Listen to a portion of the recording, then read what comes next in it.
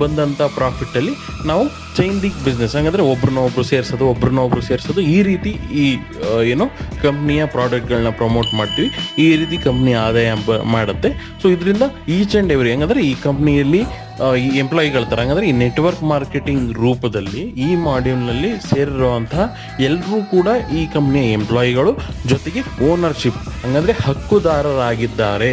ಹಂಗಂದ್ರೆ ಪ್ರತಿಯೊಬ್ಬ ವ್ಯಕ್ತಿಗೂ ನಾವು ಅಷ್ಟೋ ಇಷ್ಟೋ ಒಂದು ಪರ್ಸೆಂಟೇಜಲ್ಲಿ ನಾವು ಲಾಭವನ್ನು ಹಂಚುತ್ತೀವಿ ಅನ್ನೋ ರೀತಿ ನಾವು ಎಲ್ಲ ಕಡೆ ಕೇಳಿದ್ದೀವಿ. ಒಂದು ಏನು ನ್ಯೂಸ್ ಚಾನಲ್ ಇರ್ಬೋದು, ಆ ಕಂಪ್ನಿಗಳು ಅವರ ಎಲ್ಲ ಅಫಿಷಿಯಲ್ ರಿಪೋರ್ಟ್ಗಳಲ್ಲಿ ಹೇಳ್ಕೊಳ್ಳೋ ಅಂಥ ವಿಚಾರಗಳಾಗಿರ್ಬೋದು ಇದ್ದೇ ಕೇಳಿದ್ದೀವಿ.